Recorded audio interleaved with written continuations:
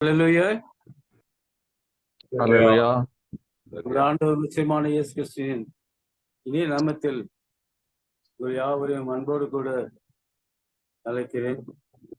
அவருடைய கிருபையும் சத்தியம் என்றும் உள்ளத்திலும் நிலைத்திருப்பதாக ஜெபிப்போம். அப்பா உமக்கு ஸ்தோத்திரம் ஆண்டவரே, நன்றியோடு கூட ஸ்தோத்திரப்பா. திரும்பமா தேவனே, உடைய திரு சித்தத்தின்படி எங்களை ஆராதிக்கக்கூடிய கூடிய செய்த இந்த மகத்துவ கிருபைக்காக பாதமந்து கோடாக்குடைய ஸ்தோத்திரங்களையும் துதியை ஏறெடுக்கிறப்பா. இந்த நாளில் தேவரே நாங்கள் துதிக்கும் பொழுது மகிழ்வின் பிரசன்னம் எங்கள் ஒவ்வொரு மேலும் இறங்கத்தக்கதாய் எங்களை ஒப்புக் கொடுக்கிற ஆண்டவரே. காலங்கள் மிக கொடியதா இருக்கிறபடியா தேவரே நீ செய்த நன்மைகளை ஒரு நாள் நினைத்தப்பா. ஆண்டவரை மெய்யாய் நாங்க ஆண்டவரே உண்மை சார்ந்து நடக்கத்தக்கதான கிருபை கொடுங்கப்பா. நீ சகஜமும் வெளிப்படும் ஒவ்வொரு வார்த்தையிலும் ஆண்டவரே நாங்கள் நன்றாய் புரிந்து ஆண்டவரே உமக்கு மகிமை செலுத்துவதாக ஆண்டு எங்கள் மூலம் அநேக ஆத்ம உயிரிழத்தக்கதாக காரியத்தை கொடுத்திருக்கிறீர்கள்.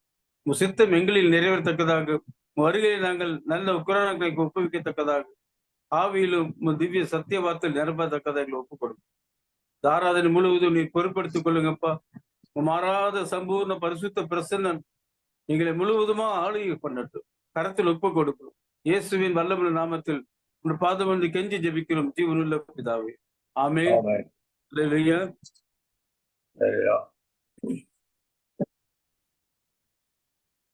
முதல் பாடல், போற்றுவோமே போற்றுவோமே என் தேவரே இவ்வேளையிலே நன்றியுடனே. போற்றுவோமே போற்றுவோமே தேவரே இவ்வேளையிலே நன்றியுடனே. போற்றுவோமே போற்றுவோமே தேவரே இவ்வேளையிலே நன்றியுடனே. உங்கள் இயேசுவே தூய உமக்கே துதிகள் சாட்டிடவே அங்க புகழும் மகிழ்ந்து போற்றி எங்கும் துதித்திடுவே.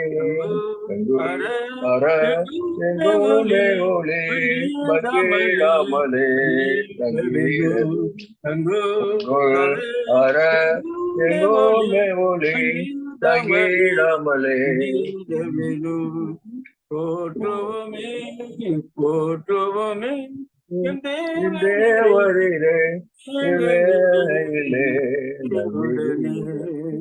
ஆழ்ந்த சேற்றினில் அமிழ்ந்த அனைத்து எடுத்தோனே பாவமெறிந்தமனே அன்றும் என்றும் என்றும் துதிப்பேன்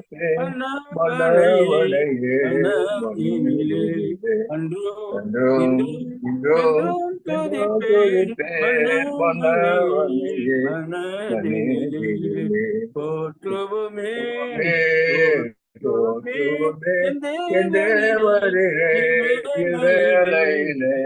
நன்றியுடனே. பாவம் போக்கி தொலைந்தோனே துரோகியனையே தூய வேதனே காயமாற்றியே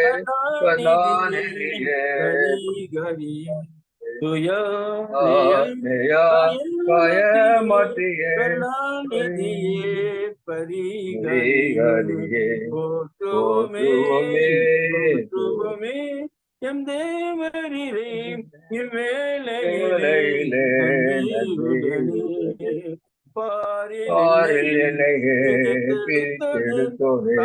தாவி வந்தோனே ஆவி நிறைந்தவனே தந்த தேவனே பரிசுத்தமாய்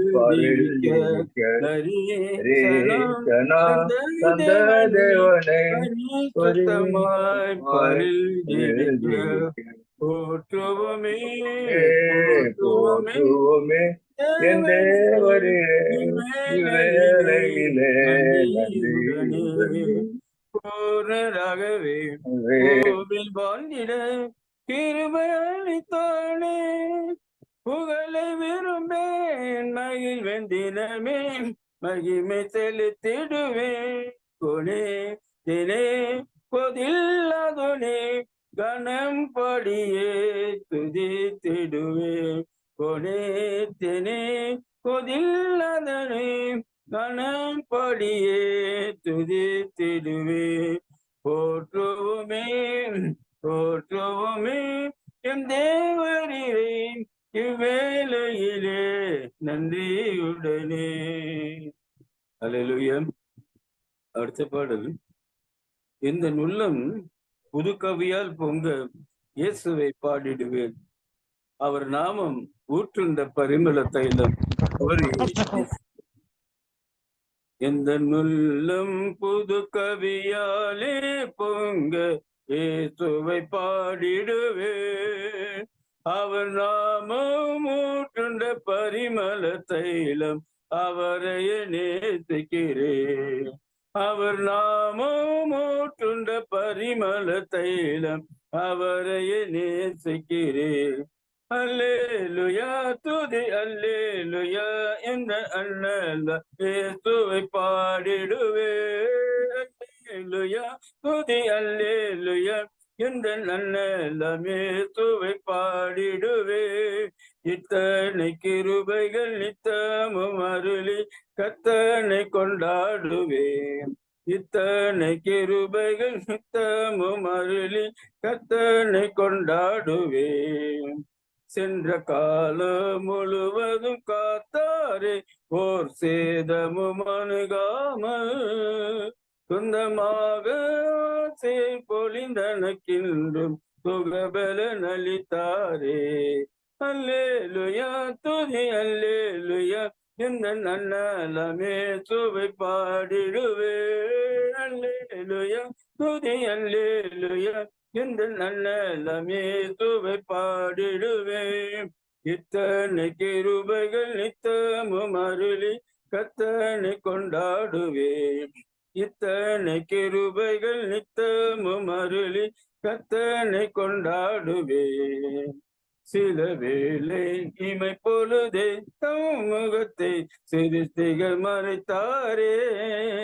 கடும் கோபம் நீங்கி திரும்பவும் என்மேல் கிருபையும் பொழிந்தாரே. அல்லேலூயா துதி அல்லேலூயா இந்த நன்னலமே சுவை பாடிடுவே. அல்லேலூயா துதி அல்லேலூயா இந்த நன்னலமே சுவை பாடிடுவே. இத்தனை கிருபைகள் நித்தமும் அருளி கர்த்தனை கொண்டாடுவேன். இத்தனை கிருபைகள் நித்தமும் அருளிய கர்த்தனை கொண்டாடுவேன். பஞ்ச காலம் பெருகிட நேர்ந்தாலும் தாம் தஞ்சமே ஆனாரே. அங்கும் இங்கும் நோய்கள் பரவி வந்தாலும் அடைக்கலம் அளித்தாரே. அல்லேலூயா துதி அல்லேலூயா இந்த நன்னலமே சுவை பாடிடுவே. அல்லேலூயா துதி அல்லேலூயா இந்த நன்னலமே சுவை பாடிடுவே. இத்தனை கிருபைகள் நித்தமும் அருளி கர்த்தனை கொண்டாடுவே. இத்தனை கிருபைகள் நித்தமும் அருளிய கர்த்தனை கொண்டாடுவே. களிப்போடு விரைந்தமை சேர்த்திட என் கர்த்தரை வருவாரே. அவளோடு நாமும் வானத்தை நோக்கி அனுதினம் காத்திருப்போம். அல்லேலூயா துதி அல்லேலூயா இந்த நன்னலமே சுவை பாடிடுவே. அல்லேலூயா துதி அல்லேலூயா இந்த நன்னலமே சுவை பாடிடுவே. இத்தனை கிருபைகள் நித்தமும் அருளி கர்த்தனை பாடிடுவேன். இத்தனை கிருபைகள் நித்தமும் அருளிய கர்த்தனை துதித்திடுவேன். அல்லேலூயா. கர்த்தர் ரட்சகருமாகிய இயேசு கிறிஸ்துவின் நாமத்தில் வாழ்த்துக்கிறேன். தீபன் ஞானியா, நீங்க உங்க போன் மியூட்ல போடுங்க. Very correct. கர்த்தர் ரட்சகருமாகிய இயேசு கிறிஸ்துவின் நாமத்தில் வாழ்த்துக்கிறேன். கர்த்தர் தாமே உங்களை ஆசீர்வதிப்பாராக. கர்த்தருக்கு சித்தமானால் அடுத்த வாரம் வெள்ளிக்கிழமை கூடுகை இருக்காது. காரணம், அடியேன் பாட்னாவுக்கு செல்லுகிறேன். அங்கே நம்முடைய ஊழியத்தின் சார்பாக சில உதவி ஒத்தாசைகளை செய்திருக்கிறோம். அதன் பலனாக ஜமால்பூர் என்ற இடத்துல அங்கே அந்த திக்கற்ற பிள்ளைகளுக்கான தங்குவதற்கான ஒரு உறைவிடம் எட்டப்பட்டு திறக்கப்பட இருக்கிறது. அதுக்கு நம்முடைய ஊழியத்தை சார்ந்தவர்கள் அநேக செய்த ஒத்தாசை அதில் மிகுதியாக இருக்கிறது. அதுபோல ராம்பூர் என்ற பகுதியில சபை கட்டப்பட்டு ஆயிற்று. ஊழியர்கள் தங்குவதற்கான இல்லம் இல்லாது இருந்தது. அதையும் கட்டப்பட்டுவதற்கு நம்முடைய ஊழியத்தை சார்ந்தவர்கள் பெரும் உதவி செய்திருக்கிறார்கள். அது நிமித்தமாக அந்த ரெண்டையும் திறப்பதற்காக அடியனை அழைத்திருக்கிறார்கள். அது 20ஆம் தேதி கடந்து போகிறேன். என்னோட கூட ஒரு சகோதரன் வருகிறார். அங்க கடந்து போகிறதுனால 21ஆம் தேதி அங்கே ஒரு பெரிய அளவிலே யூத் மீட்டிங் ஒழுங்கு செய்யப்பட்டிருக்கிறது.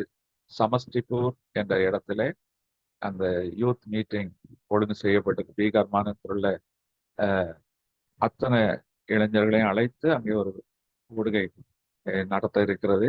அதில் செய்தி கொடுக்க வேண்டும். கடுமையான பிரயாணங்கள். நீங்கள் அதுக்காக ஜெபித்துக் கொள்ளுங்கள். இந்த பீகார் ஊழியம் இது ஒரு ஷார்ட் ட்ரிப் தான். முழுக்க முழுக்க இந்த ஆலயம் ஆர்கனைஸ் சிறப்பு விழாக்காக தான் கடந்து போகிறோம். அதன் மத்தியிலும் சில ஊழியங்களையும் நிறைவேற்ற வேண்டியிருக்கிறது. இந்த பிரயாணத்துக்காக ஜெபித்துக் கொள்ளுங்கள். 20ஆம் தேதி போய் 26ஆம் தேதி நான் திரும்ப வந்து விடுவேன். சுகபத்திரத்துக்காக ஜெபித்துக் கொள்ளுங்க. கர்த்தர் உங்களை ஆசீர்வதிப்பார். இப்பொழுதும் கர்த்தருடைய வார்த்தைக்காக எடுத்துக்கொள்ளலாம். யோசுவா புஸ்தகம் 5ஆம் அதிகாரம் 9ஆம் வசனத்தை வாசிக்க கேட்கலாம். யோசுவாவின் புஸ்தகம் 5ஆம் அதிகாரம் 9ஆம் வசனம். கர்த்தர் யோசுவாவை நோக்கி இந்த எகிப்தின் நிந்தையை உங்கள் மேல் இராதபடிக்கு புரட்டி போட்டேன் என்றார். அதனால் அந்த ஸ்தலம் இந்நாள் வரைக்கும் கில்கால் என அழைக்கப்படுகிறது. வேதத்திலே பெயர்கள் எல்லாம் அதுக்கு ஒரு காரணம் இருக்கும். ஆகவே இந்த கில்கால் என்ற இடத்துல நிந்தை புரட்டி போடப்பட்டது. அது என்ன நிந்தையா? எகிப்தின் நிந்தை. கிட்டத்தட்ட 440 வருஷங்கள் எகிப்திலே ஜனங்களை அடிமைப்பட்டிருக்கிறார்கள். மோசேயின் மூலமாய் அந்த ஜனங்களை அணி அணியாக புறப்பட வைத்தார். அவர்கள் புறப்பட்டு வந்தார்கள்.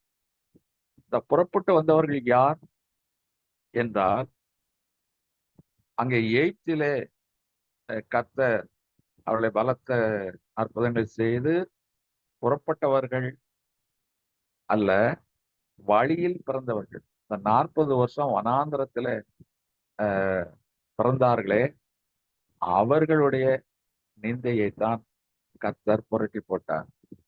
எப்படி புரட்டி போட்டாரா? ஆண்டவர் சொல்லுகிறார், யோசுவா, நீ கற்கான கத்தியை எடுத்துக்கொண்டு மீண்டும் நீ இந்த வழியில் பிறந்த இந்த 40 வருஷத்தில் பிறந்த பிள்ளைகள் விருத்த சேதனம் பண்ணப்படாமல் இருக்கிறார்கள். அவர்கள் மேல் எகிப்தின் நிந்தை இருக்கிறது. அந்த எகிப்தின் நிந்தையை நீக்குவதற்காக நீ விருத்த சேதனம் செய்ய வேண்டும் என்று சொல்லுகிறார். அவன் செய்தான். அந்த இடம் தான் கில்கால். அப்ப அந்த பிள்ளைகள் மீது இருந்த எகிப்தின் நிந்தை நீங்கி போயிற்று. அப்ப அந்த பிள்ளைகள் மீது என்ன எகிப்தின் நிந்தை இருந்தது? நான் ஒரு உதாரணத்தை சொல்லலாம். இப்போ பெற்றவர்கள் சில தவறுகள் செய்திருப்பார்கள். ஆனால் அந்த பிள்ளைகள் அந்த பெயரோடு கூட வாழ்ந்து கொண்டு இருப்பார்கள்.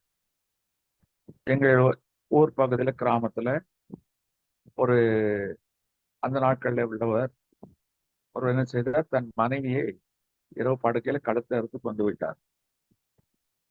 கழுத்தை அறுத்து கொலை செய்து விட்டார். ஆனால் சாட்சிகள் எதுவும் இல்லை. ஆகவே அவர் சரியான சாட்சிகள் இல்லாதனால் குறைந்தபட்ச தண்டனை பெற்று அவர் விடுதலை ஆகிவிட்டார். ஆனால் நடந்தது என்ன?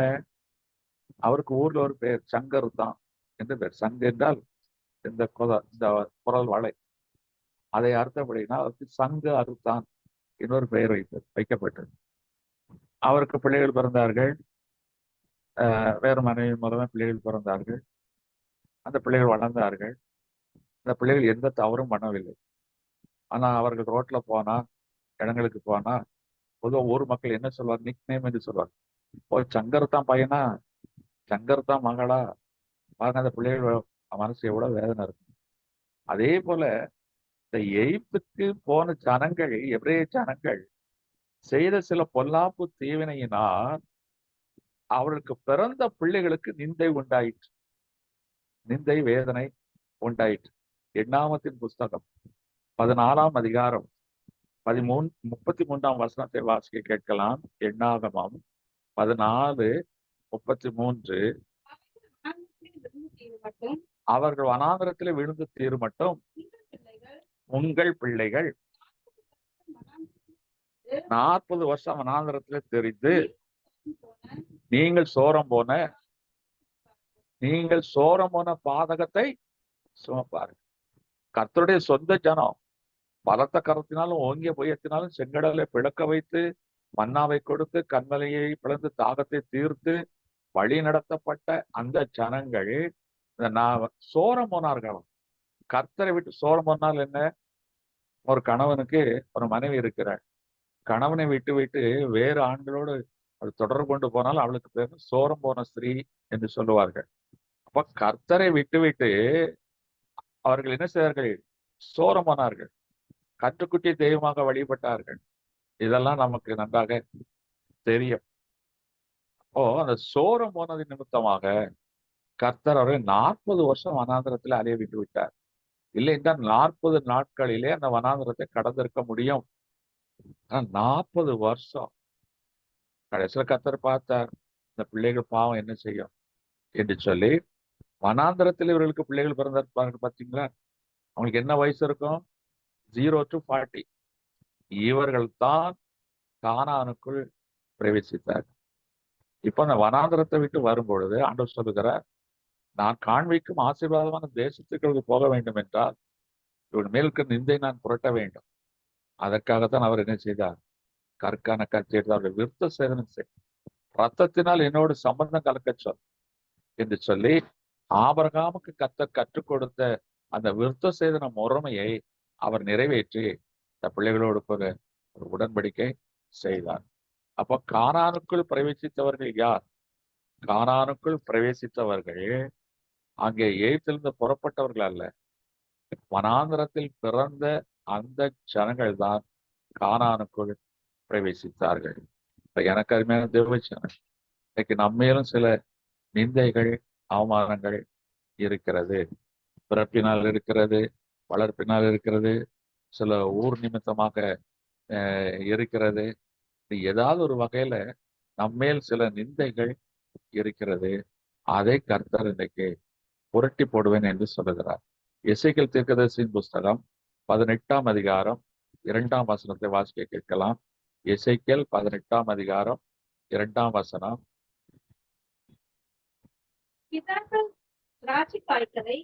பிதாக்கள் திராட்சை காய்களை தின்றார்கள், பிள்ளைகளின் பற்கள் கூசி போயின என்னும் பழமொழியை நீங்கள் இஸ்ரேல் தேசத்தை குறித்து சொல்கிறது என்ன? இந்த சம்பவத்தை தான் அங்கே மேற்கோள் காட்டப்படுகிறது. திராட்சை காய்களை தின்றது பெற்றவர்கள், ஆனால் பற்கள் யாருக்கு கூசி போயிற்று? பிள்ளைகளுக்கு கூசி போயிற்று. அப்போ இவர்கள் செய்த சில காரியங்கள் 7 தலைமுறைக்கு கேட்பேன் என்று சொன்ன தேவனுடைய நீதியின்படி இந்த பிள்ளைகள் மீது ஒரு நிந்தை இருந்தது. அதைத்தான் கர்த்தர் அன்னைக்கு புரட்டி போட்டார். இன்னைக்கு நம்முடைய வாழ்க்கையில நிந்தைகள் ஏன் வருகிறது என்பதை நாம் தெரிந்து கொள்ள வேண்டும். தவறு செய்தால்தான் நமக்கு நிந்தைகள் வரும். சில நேரங்களில் எந்த உண்மையும் உத்தமமாய் இருக்கும் போதே நமக்கு நிந்தைகள் வரத்தான் செய்யும். அந்த நிந்தைகள் எதனால் வருகிறது என்பதை குறித்து வேதத்திலே சில வசனங்களை நான் உங்கள் மத்தியிலே வைக்க விரும்புகிறேன். ஆதியாகமத்தின் புஸ்தகம் 30ஆம் அதிகாரம் 1 2 வசனங்களை வாசிக்க கேட்கலாம். ஆதியாகமம் 30ஆம் அதிகாரம் 1 2 வசனங்கள். ராகேல் தான் யாக்கோபுக்கு பிள்ளைகளை பெறாததை கண்டு தன் சகோதரின் மேல் பொறாமை கொண்டு யாக்கோபை நோக்கி கொடும் எனக்கு பிள்ளை கொடும், இல்லாவிட்டால் இல்லாவிட்டால் நான் சாகிறேன் என்றாள். யாக்கோபு அப்பொழுது யாக்கோபு கோபம் கொண்டு ராகேலின் மீது கோபம் கொண்டு, தேவன் தேவன் அல்லவோ அடைத்திருக்கிறார். உன் கற்பத்தை அடைத்திருக்கிறார், நான் தேவனா என்றார். இந்த சம்பவம் தெரியும். லாபான் இடத்துல இவன் வேலைக்கு போகிறான்.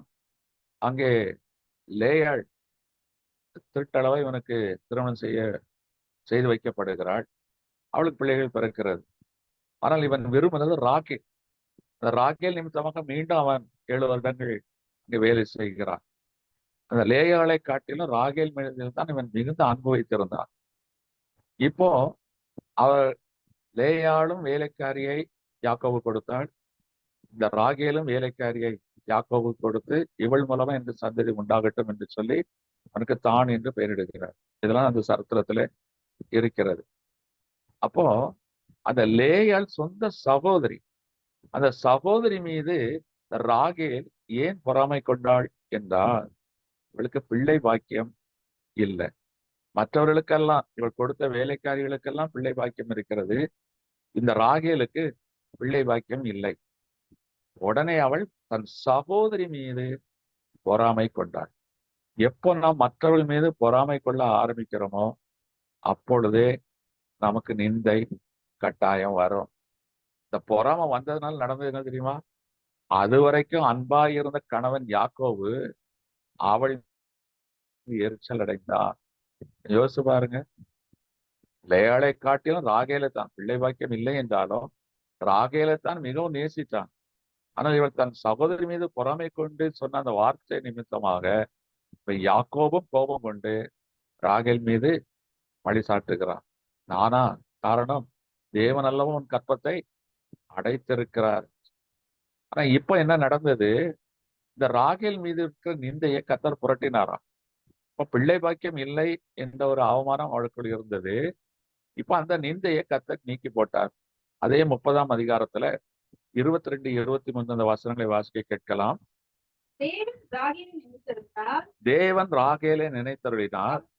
செவி கொடுத்து அவளுக்கு தேவன் செவி கொடுத்து செய்தார். அவள் கற்பம் தரிக்கும்படி செய்தார். யாகி அவள் கர்ப்பவதியாகி ஒரு குமாரனை பெற்று, நீக்கிவிட்டார் என்று தேவன் என் நிந்தையை நீக்கிவிட்டார் என்று இன்னும் ஒரு குமாரனை கர்த்தர் எனக்கு தருவார். இன்னொரு குமாரனை கர்த்தர் தருவார் என்று சொல்லி அவனுக்கு யோசேப்பு என்று பெயரிட்டார். அப்ப அந்த யாக்கோபுடைய பிள்ளைகளிலேயே ரொம்ப பேர் பெற்ற யோசேப்பு. ஆனா இங்க அவளுக்கு பிள்ளை பாக்கியம் இல்லாதபடி ஒரு நிந்தை. அது காரணம் என்ன? தன் சகோதரி மீது கொண்ட ஒரு கோபம், அதனால பொறாமை. அதனால யாக்கோபும் ராகேலை வெறுக்க முடியாத சூழ்நிலை உண்டாயிடுச்சு. ஆனா இப்ப நடந்தது, இந்த இடைப்பட்ட பகுதியில ஒரு சம்பவம் நடக்கும். அந்த லேயாளுடைய மகன் ரூபன், அவன் வயல்வெளிகளிலே தூதாயும் என்ற ஒரு கனியை கொண்டு வருகிறான். அது இந்த கத்தாழை பழம் மாதிரி ஒரு பழம். இப்போ இன்றைக்கு மார்க்கெட்ல விற்கிறாங்களே கத்தாழை பழம், அதுக்கு நல்ல பேர்னா வைக்கிறாங்களே, 500 ரூபா 600 ரூபா விற்கிறாங்க. சோப்பா இருக்கும். டிராகன் ஃப்ரூட், அதுதான் தூதாயும் கனி. எக்ஸாக்ட்லி டிராகன் ஃப்ரூட் ரொம்ப காஸ்ட்லி. இன்னைக்கும் அது விலை அதிகம். அந்த பழத்தை வயல்வெளியில பொறுக்கிட்டு வரான். அதை தாயிட்ட கொண்டு கொடுக்கறான். உடனே இவ கேட்கிறா, அந்த தூதாயின் கனிகளை எனக்கு கொஞ்சம் தா என்று கேட்கிறான். அப்போ அது நிமித்தமா நடந்த சம்பாஷணை நிமித்தமாக அவள் என்ன செய்கிறாள்? யாக்கோபை விட்டு கொடுக்கிறாள். ஒரு விட்டு கொடுக்கிற தன்மை வந்தது. அது வரைக்கும் பொறாம இருந்தது, பொசசிவ்னஸ் வந்தது. இப்போ அந்த கனியை பார்த்த மாத்திரத்துல அவள் ஒரு விட்டு கொடுக்கிற தன்மை வந்தது. இப்போ நமக்குள்ள ஒரு ஆவியின் கனி இருக்குமானால் நம்முடைய வாழ்க்கையில் நிந்தை வரவே வராது. அவனுக்கு பொறாமை, எரிச்சல், கோபம், இப்படி ஆவியின் கனிக்கு விரோதமான காரியங்கள் எல்லாம் நமக்கு நல்லாவே தெரியும். அப்ப அவை நமக்குள் இருக்குமானால் கர்த்தர் நமக்கு வாசலை அடைத்து போடுவார். நம்முடைய வாழ்க்கையில் நிந்தை வரத்தான் செய்யும். ஆனா இப்ப அந்த கனியை விட்டு கொடுத்தாள். கனியை பெற்றுக்கொண்டு தன் புருஷனை விட்டு கொடுத்தாள். எப்போ விட்டு கொடுத்தாளோ, விட்டு கொடுத்த மாத்திரத்திலேயே கர்த்தர் அங்கே கிரியை செய்தார். அவருடைய நிந்தையை கர்த்தர் நீக்கி போட்டார் என்று பார்க்கிறோம். ஒரு அருமையான பிள்ளையை கொடுக்கிறார் யோசேப்பு. ஆனாலும் பாருங்க, இப்ப யோசேப்பு கொடுத்தாச்சு, தீர்க்கதரிசனம் ஒரு வார்த்தை சொல்லுகிறார், எனக்கு இன்னொரு பையனையும் கொடுப்பாள் என்று சொல்லுகிறார். அதே போல அவருக்கு பென்யமீனை கர்த்தர் கொடுத்தார். இதுக்கு இடையில இன்னொரு சம்பவம் நடக்கிறது. இந்த ராகேலுடைய வாழ்க்கை ஏன் வீணா போச்சுன்னு பாருங்க. இப்போ லாபான் இடத்துல பிரச்சனை வருகிறது. யாக்கோபு சொந்த தேசத்துக்கு புறப்படுகிறான், பரிவாரங்களோடு புறப்பட்டு போகிறான். இந்த லாபான் அந்நிய விக்கிரகங்களை வழிபடுகிறவன், சொரூபங்களை நமஸ்கரிக்கிறவன். இந்த லாபானிடத்திலிருந்து இவர்கள் புறப்பட்டு வரும் பொழுது இந்த ராகேல் என்ன செய்கிறாள், தன் தகப்பன் லாபான் வழிபடுகிற அந்த சொரூபங்களை எடுத்துக்கொண்டு வந்து விட்டான். இப்ப லாபான் துரத்து கொண்டு வருகிறான். வந்து அவன் சொல்லுகிறான், என் சொரூபங்களை உன்னை யார் திருடி கொண்டு வர சொன்னது? என் பிள்ளைகளை அழைத்து கொண்டு போனாய், என் ஆஸ்திகளை பங்கிட்டு கொண்டு போய் விட்டாய், பரவாயில்லை. ஆனால் நான் வழிபட்ட சொரூபத்தை யார் எடுத்தது? அவன் சொல்றேன், தேடி பாரு, அந்த சொரூபம் யாரிடத்தில் இருந்தால் அதுக்கு என்ன தண்டனையோ அதுக்கு நான் உடன்படுகிறேன். அவன் தேடி பார்க்கிறான். இந்த ராகேல் திருட்டளவு ஒரு பொய்யை செய்தார். அந்த சம்பவம் எல்லாம் சரி, பெண்களுக்குரிய வழிபாட்டு முறை இருக்கிறது என்று சொல்லி அந்த சொரூபத்தை தன் தலையினை கீழே வைத்துக் கொண்டு மேலே உட்கார்ந்து கொண்டான். அவன் லாபான் மனவேதனையோடு போனான். பாருங்க, ராகே இப்ப என்ன செய்கிறாள்? விக்கிரக வழிபாடுக்கு சோரம் போய்விட்டாள். ஏற்கனவே பொறாம கொண்டு கனியை கணவனை விட்டு கொடுத்ததுனால கர்த்தர் கற்பத்தை திறந்தார். ஒரு நன்மை பெற்ற மகள் மீண்டும் அவள் சோரம் போனாள். எப்படி போய்விட்டாள்? விக்கிரக வழிபாட்டுக்கு போய்விட்டாள். சரி, தகப்ப வந்து கேட்கிறானே, என்ன செய்திருக்கணும்? அப்ப நான் தெரியாம எடுத்துட்டு வந்துட்டேன், நாங்க வைத்துக் கொள்ளுங்கள், திருப்பி கொடுத்துருக்கணும். பொய் சொல்ல ஆரம்பித்தாள். ஆவியின் கனியுடைய வாழ்க்கை இவளுக்கு மாறுபாடாய் காணப்பட்டது. நடந்தது என்ன? லாபான் போயிட்டான், துக்க முகத்தோடு போயிட்டான். ஆனால் இவர்கள் போகிற வழியில இவருக்கு பென்யமீன் பிறக்கிறான். வழியில தான் பிறக்கிறான். இது ஒரு பெரிய சரித்திரம். வழியில பென்யமீன் பிறக்கிறான். அந்த பிள்ளையின் முகத்தை பார்க்காமலேயே இவள் வழியிலே செத்து போனான். எப்ராத்தா என்ற பெத்லகேமுக்கு தான் போகிறார்கள். போற வழியிலே செத்து போனா இவளை வழியிலேயே ஒரு இடத்துல அவன் அடக்கம் பண்ணினான். இவள் அந்த ஆபிரகாமின் வம்சத்தின்படி, அந்த யாக்கோபின் முறைமையின்படி அவள் மக்பேலா குகையில் வைக்கப்படவே இல்லை. எப்ராத்தாவில் அடக்கம் பண்ணப்படவே இல்லை. எப்ரோனில் அடக்கம் பண்ணப்படவில்லை. வழியில் அடக்கம் பண்ணப்பட்டு ஒரு கல் தூண் அவள் மேல் நாட்டப்பட்டது என்று சொல்லி பார்க்கிறோம். அப்போ அவள் இந்த நிந்தை நிமித்தம் அவள் எங்க போகல? அப்பத்தின் வீடாகிய பெத்லகேமுக்கு போக முடியவில்லை. அப்ப நமக்கு அந்த அப்பத்தின் வீடாகிய பெத்லகேம் என்பது வரமை எருசலேமை குறிக்கும். பெத்லகேம் என்பது எருசலேமுக்கு முன்னால் இருக்கிற ஒரு சின்ன கிராமம். இதன் வழியாகத்தான் நாம் என்ன செய்ய முடியும்? பெத்லகேம் என்பது அப்பத்தின் வீடு. அப்பம் என்பது யார்? இயேசு கிறிஸ்து. அந்த பிற்கப்பட்ட அப்பம், இந்த இயேசு கிறிஸ்துவின் வழியாகத்தான் நாம் எருசலேமுடைய கானானுக்குள் போக முடியும். ஆனால் இவள் ஆவியின் கனியை இழந்து போனாள், பொய் சொல்ல ஆரம்பித்தாள், விக்கிரக வழிபாடு இந்த சோரம் போனபடியினால் கானானுக்குள் பிரவேசிக்க முடியவில்லை. வழியிலேயே அடக்கம் பண்ணப்படும். இன்னைக்கு நாம் கானானை நோக்கி பிரயாணப்பட்டு கொண்டிருக்கிறோம். இயேசு கிறிஸ்து என்ற பிற்கப்பட்ட அப்பத்தின் வழியாகத்தான் நாம் என்ன செய்கிறோம்? இந்த ஜீவ பாதையில் போய்கொண்டிருக்கிறோம். நமக்குள் முரண்பாடும் ஆவியின் கனியில் இல்லாத தன்மையும் காணப்படுமானால் நம்மேல் நிந்தை இருக்கும். இப்ப இந்த ராகேலுக்கு ஒரு தீராத நிந்தனம் வந்துச்சா? எல்லாரும் நினைச்சிட்டாங்க, எப்ராத்தாவுக்கு போயிட்டாங்க. ஆனா இவ வழியில வதைக்கப்பட்டாள். அப்ப அவளுக்கு ஒரு தீராத இந்த பெத்த பிள்ளையை கடைசியில பார்க்காமலே போயிட்டான். அந்த யோசேப்பு எவ்வளவு பெரிய ஸ்தானத்துல வந்தான், எகிப்துக்கு அதிபதியா வந்தான். யாக்கோபுக்கு அந்த ஸ்லாக்கியம் கிடைச்சது, இவளுக்கு கிடைக்கவில்லை. நிந்தை, இந்த நிந்தையினால் உலகத்தின் ஆசீர்வாதத்தையும் சுதந்திரிக்கல, கானானையும் சுதந்திரிக்க முடியாமல் போய்விட்டது. இப்போ இன்னைக்கு நம்மேல் சில நிந்தைகள் இருக்கிறது. எப்படி சோரம் போகுது என்றால், நம்மிடத்துல ஆவியின் கனி காணப்பட வேண்டும். அதே நேரத்துல விக்கிரக வழிபாட்டின் முரட்டாட்டங்கள் நம்மிடத்துல இருக்குமானால் கானானுக்குள் போகவே முடியாது. நிந்தை நம்மேல் இருக்கும். இப்ப நம்ம பரலோகத்துக்கு போறது மகிமை, நரகத்துக்கு போறது நிந்தை. இப்போ ஒருத்தன் சட்டசபைக்கு போறது மகிமை, ஆனா திகார் ஜெயிலுக்கு போனா நிந்தை, ஜெயிலுக்கு போனா நிந்தை. இன்னைக்கு நாம அதுதானே செய்து கொண்டு இருக்கிறோம். அப்போ இன்னைக்கு அந்த நிந்தையை கர்த்தனைக்கு புரட்ட வல்லவராய் இருக்கிறார். அப்ப பொறாமைக்கு இடம் கொடுக்கவே கூடாது. விக்கிரக வழிபாட்டுக்கு உடன்படவே கூடாது. பொய் பேசவே கூடாது. இது இந்த ராகேலுடைய வாழ்க்கையில காணப்பட்டது. அதனால்தான் கர்த்தருடைய அற்புதத்தை பெற்றிருந்தோம். யோசேப்பு என்ற ஒரு நல்ல பிள்ளையை பெற்றெடுத்த பிறகும் கூட அவள் எப்ராத்தாவுக்குள் போக முடியாமல் வழியிலேயே அடக்கம் பண்ணப்பட்டார்.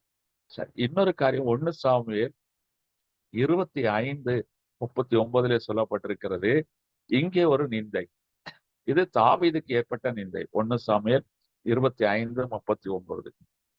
நாபால் செத்துப் போனான் என்று நாபால் செத்து போனான் என்று கேள்விப்பட்டபோது தாவீது கேள்விப்பட்ட போது என் நிந்தையின் வழக்கை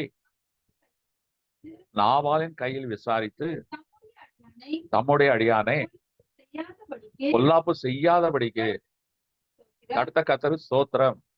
தாமே கர்த்தர் தாமே பொல்லாப்பை நாபாலின் பொல்லாப்பை அவன் மேல் திரும்ப பண்ணினார் என்று சொல்லி அபிகாயிலை அபிகாயிலை விவாகம் பண்ணுகிற அவரோடு பேச ஆ. அனுப்பினார். இந்த சம்பவம் தெரியும். நாபால் கர்மேல் ஊரா, நல்ல வசதியானவன். ஆடு மாடுகளை மேய்த்து வசதியோடு இருக்கிறான். இந்த ஆடு மாடுகளிலே முடி வெட்டுவார்கள். அது ஒரு பெரிய திருவிழா மாதிரி நடக்கும். மயிர் கத்தரிக்கிற பண்டிகை என்று சொல்லுவார்கள். ஏனென்றால் அங்குள்ள ஆடுகள் புசு புசுன்னு இருக்கும். கம்பளி விற்பனைக்கும் பொருந்தும், தங்களுக்கான வஸ்திரங்களை தயாரிப்பதற்கும் அது தேவைப்படும். அப்ப இந்த ஆடு கத்தரிக்கும் பொழுது அநேகர் இந்த ஆட்டு மயிரை கத்தரிக்கிற எக்ஸ்பர்ட்ஸ் வருவாங்க. அது ஒரு பெரிய திருவிழா போல் காணப்படும். வருபவர்களுக்கெல்லாம் விருந்தெல்லாம் செய்யப்படும். அப்படி ஒரு விசேஷமான ஒரு நிகழ்வு. இந்த தாவீது ராஜ்யபாரத்தை துரத்தப்பட்டு பல இடங்களில் சுற்றி தெரிந்து கொண்டிருக்கிறான். இவனோடு கூட ஒரு சிலர் கூட வந்திருக்கிறார்கள். பசி. அப்ப அவன் சொல்லுகிறான், அவன் கூட இருக்கிறன்னு சொல்லுகிறான், இந்த கர்மேல் ஊரானாகிய நாபால் பக்கத்துலதான் ஆடு கத்தரித்து கொண்டிருக்கிறான். நல்ல பிரியாணி எல்லாம் போட்டுட்டு இருக்கிறாங்க. நாங்க வேணா போய் கேட்கட்டுமா? அப்படியா? இல்ல, நாம் அவனுக்கு நிறைய நன்மை செய்திருக்கிறோம். நான் வனாந்தரத்திலே அவனுடைய ஆடுகளுக்கு நாம் பாதுகாப்பாய் நம்முடைய வீரர்கள் இருந்திருக்கிறார்கள். அவை நம்மிடத்தில் நன்மை பெற்றவன், போய் கேட்போம் என்று சொல்லி ஆட்களை அனுப்புறான். இவன் போனா, ஈசாயின் குமாரன் யார்? ஆடுகளை விட்டு ஓடி போன அந்த நாய்க்கு நான் எப்படி கொடுப்பேன் என்று சொல்லி ரொம்ப இன்சல்ட் பண்ணி அந்த வேலைக்காரை அனுப்புனான். உடனே தாவீது பட்டயத்தை எடுத்து புறப்பட்டான். அப்போ இந்த கர்மேல் இடத்துல மயிர் கத்தரிக்கிற தொழிலாளர்கள் அபிகாயில்கிட்ட சொல்றாங்க, ஏமா, உன் புருஷன் பைத்தியக்காரன், பேருக்கேத்தாப்புல பைத்தியக்காரன், லூஸ்தனம் பண்ணிட்டான். தாவீது அவனுடைய ஆட்களை எங்களுக்கு அவ்வளவு பாதுகாப்பா இருந்தாங்க. ஏதோ ஒரு கஷ்டத்துல உதவி கேட்கும் போது இவன் இந்த மாதிரி ரொம்ப அவமானப்படுத்தி அனுப்பிவிட்டார். தாவீது என்ன செய்வாரோ தெரியாது. குட்டியே பறிகொடுத்த கரடி போல் இருக்கிறவர். அவங்க எந்த நேரத்துல என்ன வேணாலும் நடக்கலாமா, உன் புருஷனை காப்பாத்திக்கன்னு சொல்லிட்டாங்க. உடனே என்ன செய்கிறாள்? திராட்சை பழம், கிறிஸ்துமஸ் பழம், எல்லா தின்பண்டங்கள் எல்லாத்தையும் புதிய ஏற்றிக்கொண்டு தாவீதிடத்துல போய் கெஞ்சி கொடுத்தான். அவன் பட்டயத்தை எடுத்து வரான். நான் போட்டு தள்ளி இப்ப இவன் தடுத்ததுனால அவன் திரும்பி போயிட்டான். அப்பதான் சொல்லுகிறான், இப்ப இது நடந்து போச்சு. இந்த சம்பவம் இப்படி நடந்ததுன்னு சொன்ன உடனே நாபால்கிட்ட போய் சொல்றாங்க, ஐயா, உன் மனைவினால் தான் இன்னைக்கு நீ உயிரோட இருக்கு. இந்த வார்த்தை கேட்டோன்னே அவன் மோகம் உறைந்து போகிறது. அவன் வாதையினால் செத்து போயிட்டான். இந்த செய்தி தாவீதுக்கு வருகிறது. அவன் சொல்றான், ஆண்டவரே, இன்னைக்கு நான் ஆத்திரப்பட்டு போய் அவனை கொலை பண்ணிட்டு ரத்தப்பலியா இருக்கும். நல்ல வேளை நீர் என்னை தடுத்து. அதை தடுத்ததுக்கு யார் காரணம்? அபிகாயில். இப்ப அந்த அபிகாயிலை அவள் சேர்த்துக் கொள்ளுகிறான். அவளுக்கு பிறந்ததுதான் சாலமோன். அப்போ அந்த நாபாலுடைய ஆஸ்திகள் யாருக்கு சேர்ந்தது? துன்மார்க்கனுடைய ஆஸ்திகளை கர்த்தர் நீதிமானுக்காக வைத்திருக்கிறார். ஆனா நாம என்ன செய்யணும்? நம்ம பட்டயத்தை எடுக்கவே கூடாது. நம்ம நிந்தைகள் வரத்தான் செய்யும். வாழ்க்கையில தாவீது பெரிய ராஜா, ஆனா இப்ப சாப்பாட்டுக்கு வழி இல்லை. இப்ப எவ்வளவு நிந்தை. இன்னைக்கு நம்முடைய வாழ்க்கையில அநேக இல்லாதவைகளை குறித்து நம்மை ஆகடியம் பண்ணுகிறார். நம்ம ஏளனமா பேசுவாங்க, கேலி பேசுவாங்க. நம்ம ஆத்திரப்பற்றவே கூடாது. காலம் வரும் என்று சொல்லி பொறுமையோடு காத்திருக்கும் பொழுது நம்ம யாரெல்லாம் கேலி பேசுறாங்களோ அவங்களுடைய ஆசைகளை நமக்கு சேர்ப்போம். இது எப்படி நடக்குமா? நடக்கும். வேதத்துல நடந்திருக்கிறது. அப்போ அந்த தாவீதுக்கு ஒரு நிந்தை ஏற்பட்டு விடாதபடி காத்து கொண்டார். நாபாலுக்கு ஒரு நிந்தை வந்தது. அவன் வாழ்க்கையை முடிஞ்சு போச்சு. அதனால்தான் தாவீது அநேக இடத்துல ஜெபம் பண்ணுவான். எப்படி ஜெபம் பண்ணுவான்னா, சில வசனங்களை சொல்லுகிறேன். சங்கீதம் 69:20 முதலாவது வாசிக்கலாம். சங்கீதம் 69:20.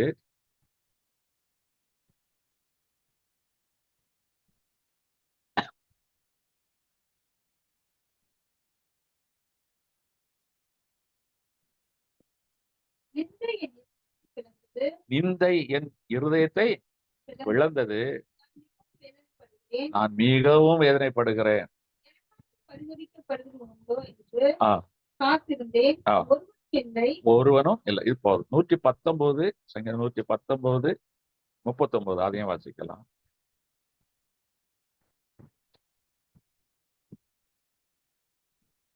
நான் அஞ்சுகிற நிந்தையை ம்.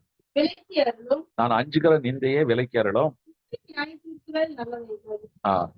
அவனுடைய வாழ்க்கையில் நாபால் அவனை நிந்தித்தான்.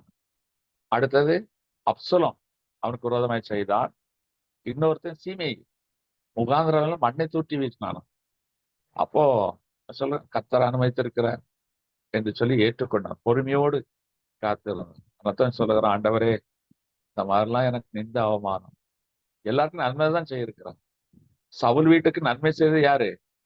இந்த தாவீது. நாபாலுக்கு நன்மை செய்தது யாரு? தாவீது. அப்சலோமை மன்னித்தது யாரு? தாவீது. அப்சலோம் ஒரு தப்பு பண்ணா அதுக்காக என் முகத்துல முழிக்காதுன்னு சொன்னான். அவ்வளவுதான் சொன்னான். நல்லதுதான் செய்தான். ஆனா நல்லது செய்து இவனுக்கு பொல்லாப்பு வந்தது, நிந்தைகள் வந்தது. அதனால கர்த்தர் என்ன செய்தாராம்? நிந்தையை நீக்கி போட்டார். அதே சீமேயி இவனுடைய பாதுகாப்புக்கு வந்தான். அதே நாபால் செத்து போனா. அவனுடைய மனைவி இவனுக்கு சொந்தமானாள். அப்சலோம் இவனுக்கு விரோதமாக எழும்பினவன் கர்வாலி மரத்திலே தொங்கி கொல்லப்பட்டு மாண்டு போனான் என்று நாம் பார்க்கிறோம். அப்போ இதுல பொறுமை நமக்கு ரொம்ப ரொம்ப அவசியம். யார் என்ன நினைச்சாலும் நம்ம பதில் பேசவே கூடாது. கர்த்தர் அனுமதித்திருக்கிற தூற்றுவார் தூற்றட்டும், போற்றுவார் போற்றட்டும் என்று சொல்லி பேசாம இருக்கிறதா நல்லது. நாம் பட்டயத்தை எடுத்துடவே கூடாது. தாவீது நினைச்சா எல்லாரும் வெட்டி போட்டிருக்கலாம். ஒரே குத்து. யோவாபு நினைச்சானா சீமையே அந்தாலே வாயை கிழிச்சு போட்டிருப்பான். நாபால தாவீது ஒரே குத்தா குத்தி போடுறாங்க. அப்சலோம் கொல்றதுக்கு எவ்வளவு நேரம் ஆகும்? பொருள் சொல்றாங்க, இப்ப கூட நாங்க போய் கொலை செய்துடுறோம் சொல்றாங்க. இவன் பொறுமையோடு இருந்தான். இருந்ததுனால என்னாச்சு? தாவீது கர்த்தருடைய இருதயத்திற்கு ஏற்றவனார். இன்றைக்கு வரைக்கும் தாவீதுக்கு கீர்த்தி போயிடுச்சு.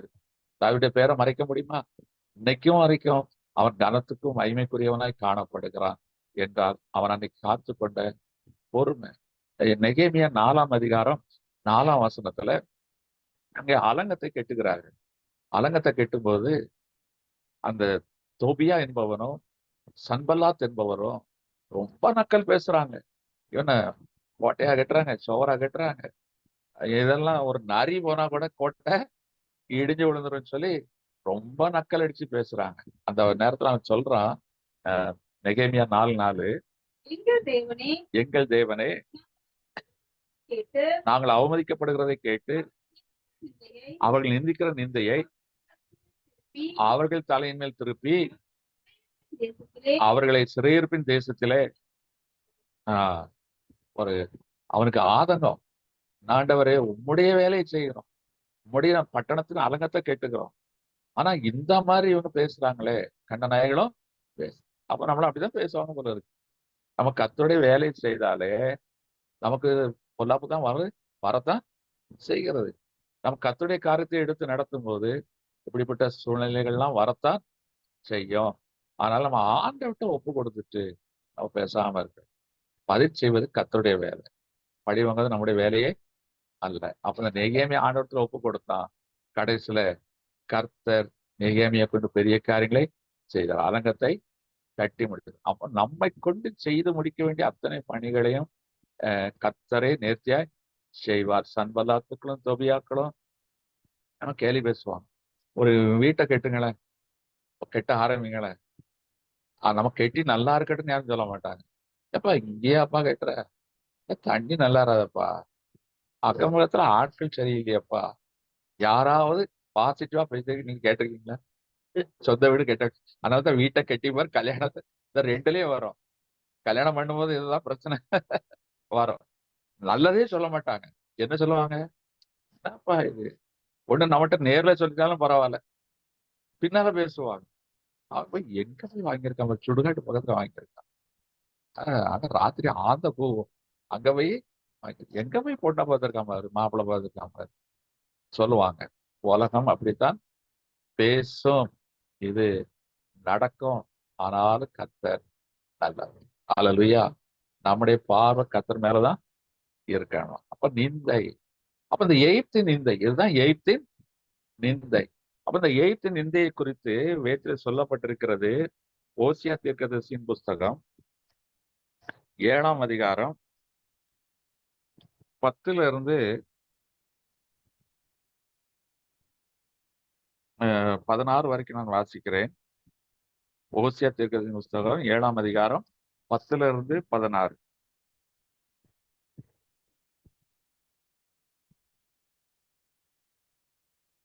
இஸ்ரவேலின் அகந்தை ம், அவர்கள் முகத்துக்கு முன்பாக சாட்சியிட்டாலும் ம், அவர்கள் தங்கள் தேவனாகிய கர்த்தரிடத்தில் ஆ, திரும்பினார்கள். ம். இவை எல்லாவற்றிலும் அவரை தேடாமலும் கர்த்தரை திரும்பாமலும் அவரை தேடாமல் இருக்கிறார்கள். ம், எவ்விராயும் ம், பேதையான புறாவை போல் இருக்கிறான். ம், அவனுக்கு புத்தி இல்லை. ம். எகிப்தியரை கூப்பிடுகிறார்கள், ம். அசிரியனிடத்திற்கும் போகிறார்கள். ஆ, அவர்கள் போது என் வலையை அவர்கள் மேல் பேசுவே. வீசுவேன். ஆ, அவர்களை பறவைகளைப் போல கீழே விட பண்ணுவேன். ம். அவர்களுடைய சபையில் கேள்வியானதின்படியே ம். அவர்களை தண்டிப்பேன். கண்டிப்பேன். அவர்கள் என்னை விட்டு அலைந்து திரிகிறபடியினால் ம். அவர்களுக்கு ஐயோ. ஐயோ, ம், அவர்களுக்கு கேடு வரும். ம். எனக்கு விரோதமாக இரண்டகம் பண்ணினார்கள். ம். நான் அவர்களை மீட்டிருந்தும் ம். அவர்கள் எனக்கு விரோதமாக பொய் பேசுகிறார்கள். ம். அவர்கள் தங்கள் படகுகளில் அலர்கிற போது ம். தங்கள் இருதயத்தில் என்னை நோக்கி கூப்பிடுகிறதில்லை. கூப்பிடுகிறதில்லை. அவர்கள் தானியத்துக்காகவும் திராட்சரசத்துக்காகவும் கூடுகிறார்கள். என்னை வெறுத்து விலகி போனார்கள். போனார்கள். நான் அவர்களை தண்டித்தேன். அவருடைய புயங்கள் திரும்ப பலப்படவும் பண்ணினேன். ம். ஆகிலும் எனக்கு விரோதமாக பொல்லாப்பு நினைக்கிறார்கள். திரும்புகிறார்கள், ஆனாலும் உன்னதமானவரிடத்தில் அல்ல. அல்ல. மோசம் போக்குகிற வில்லை போல் இருக்கிறார்கள். அவர்களுடைய அதிபதிகள் தங்கள் நாவினுடைய உக்கிரத்தின் நிமித்தம் பட்டயத்தால் விடுவார்கள். இதுவே இதுவே எகிப்து நிமித்தம் அவர்களுக்கு வரும் நிந்தை. இத சுருக்கமா சொல்ல போனா என்கிட்ட வர்றதே இல்லை. என்னை பற்றி நல்லா சொல்லுவாங்க, ஆனா ஒரு இதுக்கு என்கிட்ட ஆலோசனை கேட்கறதே இல்லை. எய்த்தின்ட்ட போவாங்க, அசிலியத்துல போவாங்க, ஆனா என்கிட்ட வர மாட்டாங்க. எனக்கு ரெண்டகம் பண்ணுவார்கள், நாவினில் பொய் சொல்லுகிறார்கள். ஏதாவது தேவைன்னா என்கிட்ட வராங்க. திராட்சரசம், தானியம், அதான் உலகத்தின் ஆசிரியர் வேணும்னா என்கிட்ட வராங்க. மற்றபடி என்கிட்ட வர்றதே இல்லை. இதுதான் எய்த்தின் என்று சொல்லி மிக அழகா இதுல எழுதப்படும். அப்படின்னா நாம் கர்த்தரை தேடுகிற விதமாய் தேட வேண்டும்.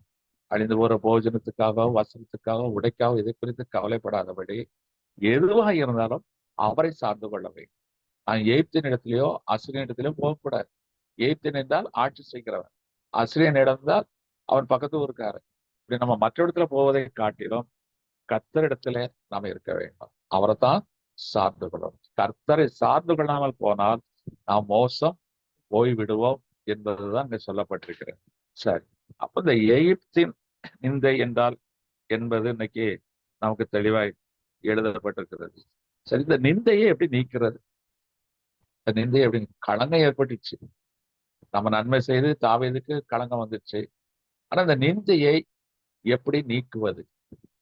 இந்த ஜனங்களுக்கு எகிப்தில இருந்து வந்த வனாந்திரத்துல பிறந்த இந்த பிள்ளைகளுக்கு ஆனா எய்த்து நிந்தை இருந்தது. ஏன்னா அவங்க பெற்றவர்கள் எய்த்துல செய்த பொல்லாப்புகள் இன்னைக்கு அந்த பிள்ளைகள் மீது நிந்தையாக அவமானமாக இருக்கிறது. அதை அவர்கள் என்ன செய்தார்கள்? யோசுவா என்ன செய்தான்? விருத்த சேதனம் செய்து அவர்களை சுத்திகரித்து அவன் அந்த நிந்தையை கில்கால்ல நீக்கி போட்டான் என்று பார்க்கிறோம். சரி, இப்ப அந்த நிந்தை நீங்குவது. இப்ப நம்முடைய நிந்தை நீங்குவதற்கு நாம் என்ன செய்ய வேண்டும்? அதே யோசுவா 24ஆம் அதிகாரம் 16ஆம் வசனத்தை வாசிக்கலாம். யோசுவா 24ஆம் அதிகாரம் 16ஆம் வசனம். ஆகையால் ம். நீங்கள் கர்த்தருக்கு பயந்து நீங்கள் கர்த்தருக்கு பயந்து அவரை உத்தமமும் சேவித்து உண்மையுமாய் சேவித்து நதிக்கு அப்புறத்திலும் ம். எகிப்திலும் சேவித்த தேவர்களை அகற்றிவிட்டு ம். கர்த்தரை சேவியுங்கள். யாரை சேவிக்கணும்? கர்த்தரை மாத்திரம் சேவிக்கணும். சில மனுஷரை சேவிக்க கூடாது, அந்த தேவர்களை நம்பவே கூட கர்த்தரை மாத்திரம் சேவிக்கணும். 21ஆம் வசனம். ஜனங்கள் யோசுவாவை நோக்கி, ம். அப்படி அல்ல, நாங்கள் கர்த்தரையே சேவிப்போம் என்றார்கள். நாங்கள் கர்த்தரையே சேவிப்போம். சேவிப்போம். 31ஆம் வசனம். யோசுவா உயிரோடிருந்த சகல நாட்களிலும் கர்த்தர் இஸ்ரவேலுக்கு செய்த அவருடைய கிரியைகள் யாவையும் அறிந்து யோசுவாவுக்கு பின்பு வெகு நாள் உயிரோடிருந்த மூப்பனுடைய சகல நாட்களிலும் இஸ்ரவேலர் கர்த்தரை சேவித்தார்கள். என்னது? கர்த்தரையே நானும் என் வீட்டாரும் என்றால் கர்த்தரையே அவரையே சேவிப்பது ஆகாது என்றால் வேற யாரை சேவிப்போம்? அப்ப இன்னைக்கு நம்முடைய வாழ்க்கையில கர்த்தரையே சேவிக்க வேண்டும். அன்னைக்கு யோசுவா காலத்துல உள்ள ஜனங்கள் சொன்னார்கள், சொன்னபடியே கடைசி வரைக்கும் கர்த்தரையே சேவித்தார்கள் என்று பார்க்க. அப்ப இன்னைக்கு நம்முடைய வாழ்க்கையில நம்முடைய இறுதி மூச்சு வரைக்கும் கர்த்தரை தவிர வேற யார்? எப்படி சாத்ராக் மேஷாக் ஆபேத்நேகோ என்ன சொன்னாங்க? எரிகிற அக்னி சூளைக்கு என்னை தப்புவித்தாலும் சரி, தப்புவியாமற் போனாலும் சரி, நாங்கள் ஆராதிக்கிற தேவனை விட்டு வேற யாரையும் சேவிக்கவே மாட்டோம். அந்த வைராக்கியம், அற்புதம் செய்தாலும் சரி, அவர் செய்யாமற் போனாலும் சரி, தப்புவித்தாலும் சரி, தப்புவியாமற் போனாலும் சரி, நன்மை செய்தாலும் சரி, எங்களுக்கு தீமையே அவர் செய்தாலும் சரி, அவர் கொன்று போட்டாலும் சரி, நாங்கள் அவரை தவிர வேற யாரையும், அந்த வைராக்கியம் அவர்களுக்கு வேணும். அவர்களுக்கு கர்த்தர் நிந்தையை அனுமதிக்கவே மாட்டார் என்று சொல்லி இந்த சம்பவத்திலே நான் தெரிந்தது. இப்போ அந்த நிந்தையை நீக்கின பிறகு கர்த்தர் நமக்கு என்ன ஆசீர்வாதத்தை தருகிறார்? ஏன்னா ஒன்றை நீக்கியாச்சுன்னா அடுத்தது நமக்கு ஒரு நன்மையை செய்வார். அப்ப எதை நமக்கு செய்கிறார்? இப்ப அந்த நிந்தை ராகேல் மீது இருந்த நிந்தை மலடி என்ற பட்டம், அதை நீக்கினார். நீக்கின பிறகு யோசேப்பு நற்கனி செடியை கொடுக்கிறார். அதே போல நம்மேல் இருக்கிற நிந்தை நீக்கிற மாத்திரத்துல அவர் நமக்கு என்ன நன்மை செய்வார்? அதே யோசுவா 5ஆம் அதிகாரம் 12-14 வரைக்கும் வாசிக்கலாம். யோசுவா 5ஆம் அதிகாரம் 12-14. தேசத்தின் தானியத்திலே மறுநாளிலே மன்னா பெய்யாமல் ஒழிந்தது. அது முதல் புத்திரருக்கு மன்னா இல்லாமல் போய் அவர் தேசத்துக்கு வரலை. அந்த வருஷத்திலே இது என்ன சொல்லுகிறது என்றால், நம்முடைய கையின் பிரயாசத்தின் பலனை புசிக்க கர்த்தர் உதவி செய்யும். அவன் யாரும் எதிர்பார்க்க தேவையே இல்லை. நம்முடைய கையின் உழைப்பின் பிரயாசத்தின் பலனை நாம் புசிப்போம். இதுதான். இப்போ சிலர் சொல்லுவாங்க, என்னடா 30 வயசாகுது, ஒரு வேலைக்கு போகல, எத்தனை காலத்துக்கு தான் நான் சாப்பாடு போட முடியும்? இன்னைக்கு அப்பா அம்மா நிழலே உட்காந்து சாப்பிட்ற பிள்ளைங்க எத்தனை இருக்கிறாங்க? கொஞ்சம் யோசிச்சு பாருங்க. அல்லது அப்பா அம்மா சம்பாதிச்சு வச்சுட்டு போயிருப்பாங்க, எத்தனை காலத்துக்கு சாப்பிட முடியும்? எதுவா இருந்தாலும் அவன் வச்சுட்டு போட்டோம். பிதாக்களின் ஆசீர்வாதம் தான். வீடும் ஆசை பிதாக்கள் வைத்து போகிற சுதந்திரம், அதுல ஒன்றும் தப்பு கிடையாது. என்னதான் இருந்தாலும் நாம சம்பாதிச்சு நாம சாப்பிட்றதுல உள்ள சுகம் வேறதான். அதுதான் இன்னைக்கு சொல்லணும். நம்முடைய கையின் பிரயாசத்தின் பலனை கர்த்தர் ஆசீர்வதித்து அதை நமக்கு புசிக்க பலன் தருவார். அடுத்தது வாசிக்கலாம். பின்னும் யோசுவா எரிகோவின் வெளியே இருந்து தன் கண்களை ஏறெடுத்து பார்க்கும்போது இதோ ஒருவர் அவனுக்கு எதிரே நின்றார். குருவின் பட்டயம் அவர் கையில் இருந்தது. யோசுவா அவரிடத்தில் போய், நீர் எங்களை சேர்ந்தவரோ எங்கள் சத்துருக்களை சேர்ந்தவரோ என்று கேட்டான். அதற்கு அவர், அல்ல, நான் கர்த்தருடைய சேனையின் அதிபதியை வந்தேன் என்றான். அப்பொழுது யோசுவா தரையிலே முகங்குப்புற விழுந்து பணிந்து கொண்டு அவரை நோக்கி, என் ஆண்டவர் தமது அடியேன் சொல்லுகிறது என்னவென்று கேட்டான். அப்பொழுது கர்த்தருடைய சேனையின் அதிபதி யோசுவாவை நோக்கி, உன் கால்களில் இருக்கிற பாதரட்சியை கழற்றி போடு, நீ நிற்கிற இடம் பரிசுத்தமானது என்றான். யோசுவா அப்படியே செய்தார். அங்க கர்த்தரே நமக்கு பாதுகாப்பா இருப்பார். நம்முடைய கையின் பிரயாசத்தை நம்ம சாப்பிடுவோம். நமக்கு யாரும் பாதுகாப்பு தேவையில்லை. போலீஸும் தேவையில்லை, அரசாங்கம் தேவையில்லை, சம்பளம் கொடுத்து செக்யூரிட்டியும் தேவையில்லை. நீ போகும் இடமெல்லாம் நான் உன்னோடு கூட வருவேன். உன் வலப்பக்கத்து நிழலாய் இருப்பேன். உனக்கு விரோதமே உருவாக்கப்படும் எந்த ஒரு ஆயுதமும் வாய்க்காதிருப்பேன். சத்துருக்களை தேடியும் காணாதிருப்பாய். நான் சேனைகளின் தேவனாகிய கர்த்தர். அந்த கர்த்தர் உருவின பட்டயத்தோடு நமக்கு துணையா இருக்கிறார். அல்லேலூயா. நம்முடைய கையின் பிரயாசத்தை சாப்பிட வைக்கிறாரு. அதே நேரத்துல கர்த்தரே நமக்கு மெய்க்காவலராய் கூடவே இருக்கிறார். இது எப்போ? நிந்தை நீங்கின பிறகு. இப்போ ஆட்சியில இருக்கிறவர்களுக்கு செக்யூரிட்டி வருவாங்க, அதிகாரத்துல இருக்கிறவங்களுக்கு பாதுகாப்பு படை என்று சொல்லி கூடவே என்ன செய்வார்கள்? வருவார்கள். இப்போ ஒரு நீதி அரசர் இருக்கிற ஜட்ஜ் இருக்கிறார், அவருக்கு பாதுகாப்புக்கு ஆட்கள் வருவாரு. ஆனா நாம சாதாரண ஆட்கள் தான். ஆனா கர்த்தர் நமக்கு செக்யூரிட்டியா வைக்கிறார் என்றால் நீங்களும் நானும் அவருடைய பார்வையில் விசேஷித்தவர். ஏன் விசேஷித்தவர்கள்? எய்த்து நிந்தை நம்மிலிருந்து நீக்கப்பட்டது. அப்ப நம்மேல் இருந்த பாவம், பொல்லாப்பு எல்லாவற்றையும் இயேசு கிறிஸ்து தன்னுடைய ரத்தத்தினால் கழுவி நம்மை சுத்திகரித்து இன்னைக்கு நீதிமானாக இன்னைக்கு விருத்த சேதனை எப்படி ஆக்கப்பட்டிருக்கு? அவருடைய ரத்தத்தினால் நமக்கு ஆவியினால் நம்முடைய இருதயம் விருத்த சேதனம் பண்ணப்பட்டு அவருடைய ரத்தத்தினால் கழுவப்பட்டு நாம் சுத்திகரிக்கப்பட்டிருக்கோம். ஏன்னா நாம் நிக்கிற இடம் சுத்தமான இடம். அதனால கர்த்தர் நம்ம கூட இருப்பார். நாம் எப்பொழுதும் சுத்தமா இருக்கும் பொழுது கர்த்தர் நம்மோடு கூடவே இருந்து நமக்கு செய்யற காரியங்கள் பெரிதா இருக்கும். அப்ப தேவன் நம்மோடு கூட எவ்வளவு ஒரு எவ்வளவு ஒரு மாறிய பாக்கியம். அன்னைக்கு நுகமா ஸ்டேஷன்ல இருந்து அப்படி வரும்போது அவர் இன்ஸ்பெக்டர் பார்த்தார். அவரு நம்ம கிறிஸ்டின் சர்ச்சுக்கு வருவார், ஏஜி சர்ச்சுக்கு வர்றவர். அன்னைக்கு அவர் யூனிஃபார்ம்ல இருந்தாரு. இந்த எலெக்ஷன் டைம் அவரு நினைச்சிட்டாரு, வாங்க வாங்க வாங்க அப்படின்னு சொல்லிட்டு அவர் கார்ல ஏத்தி எங்க வாசல் வந்து நிறுத்துறாரு. எங்க ஹவுஸோட ஒரு மகன் வாசல் இருந்தாரு. அண்ணே அப்படின்னு சொல்லி சல்யூட் அடிச்சுட்டு போறாரு. என்னையே பார்த்தாரு. எங்க house அவர் வீட்டுலதான் வாடகைக்கு இருக்கும். வாடகை கூட ஒழுங்கான தேதி கொடுக்கறது இல்லை. அவர் வீட்டுல இருக்கிறோம். பார்த்து எல்லா பெரியாளும் உங்க கையில தான், எல்லா பெரியாளும் கையில வச்சிருக்கீங்களே அப்படின்னாரு. நான் சொன்னேன், என்னோடு இருப்பவர் பெரியவர், அதனால பெரிய ஆளு எப்பவும் நம்ம கூட தான் இருக்கும். இப்ப அவர் சொன்னது எல்லா பெரிய ஆளையும் கையில வச்சிருக்கீங்க. அவர் அறிஞ்சு சொன்னாரோ அறியாம சொன்னாரோ, ஆனா அந்த பெரியவர் இயேசு கிறிஸ்து. அவர் இருக்கிறனால தான் நமக்கு மரியாதை. இல்ல நம்மளை மதிப்பாங்களா? அதே நேரத்துல நீ செயின் கட்டி எடுத்துட்டு வந்தா அதே இன்ஸ்பெக்டர் தானே. இன்ஸ்பெக்டர் ஒருத்தர காலரை பிடிச்சு இழுத்து வர முடியும். ஆனா அவங்க சலிட்டு அடிச்சுட்டு போறாருன்னா அப்ப என்ன அர்த்தம்? அவர் எனக்கு கொடுக்கல, என்னோட இயேசு.